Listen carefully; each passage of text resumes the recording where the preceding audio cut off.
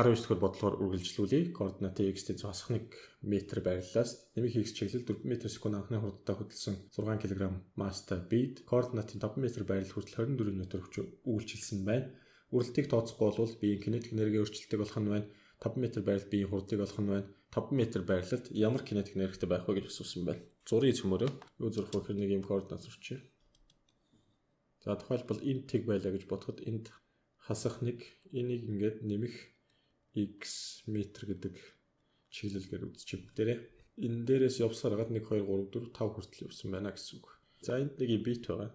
Энэ бит анхны хурдтай байсан байна. Тэр хурдыг нь тэмдэглэе.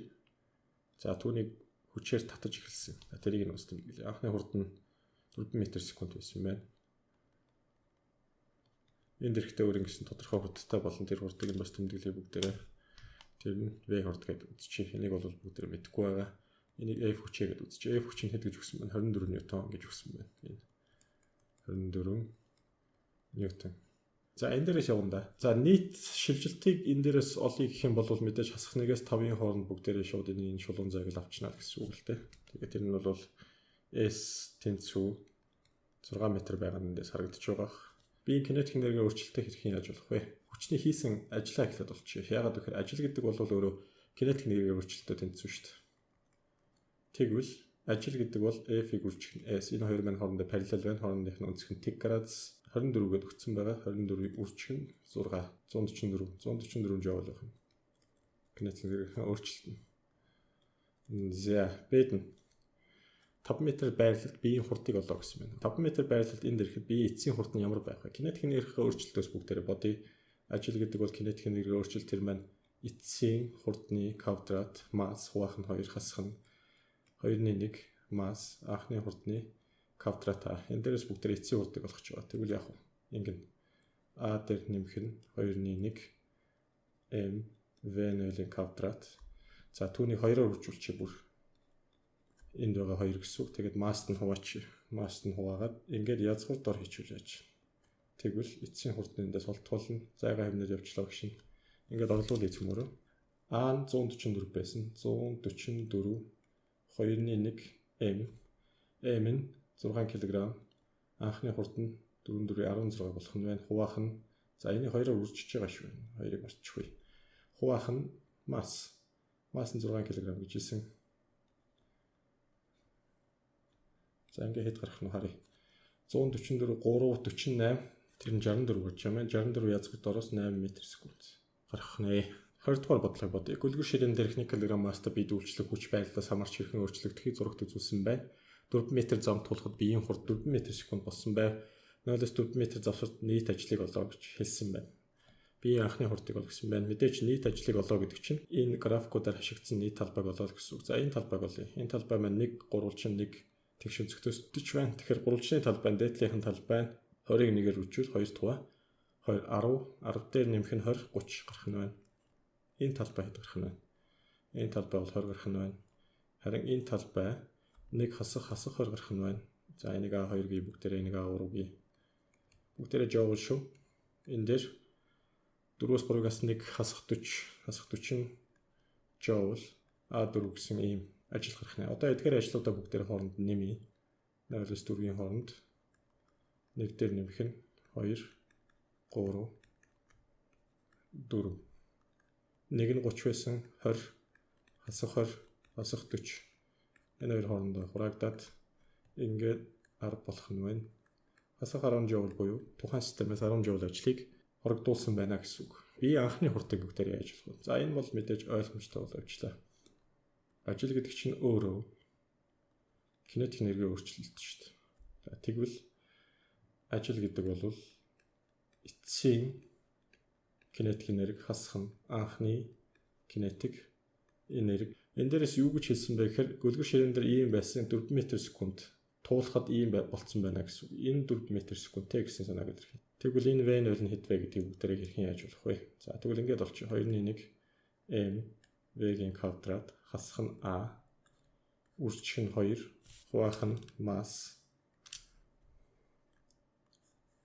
язгуур дор хийгээд v0-ыг олж болж байна. Анхны хурд тэнцүү 2-1 масс нь хэд вэ? 1 кг.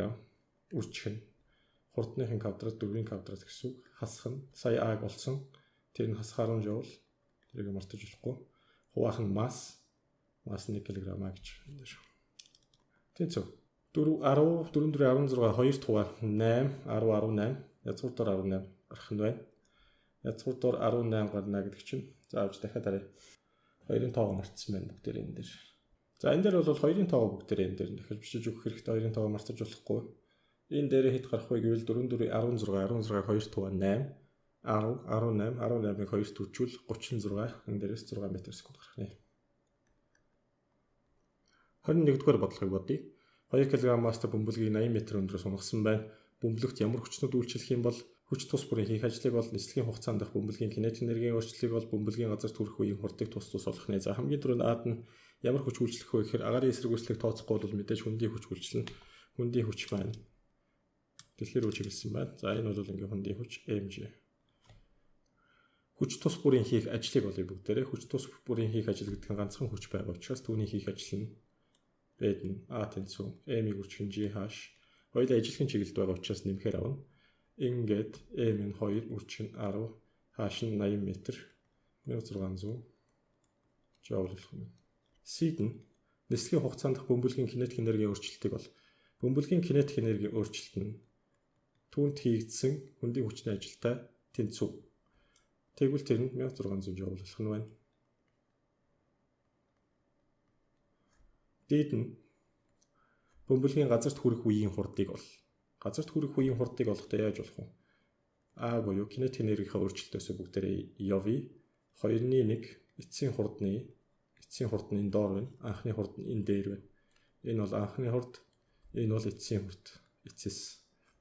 Эцсийн хурдны квадрат масс хуваах нь 2, хасах нь 2-1 масс анхны хурдны квадрат.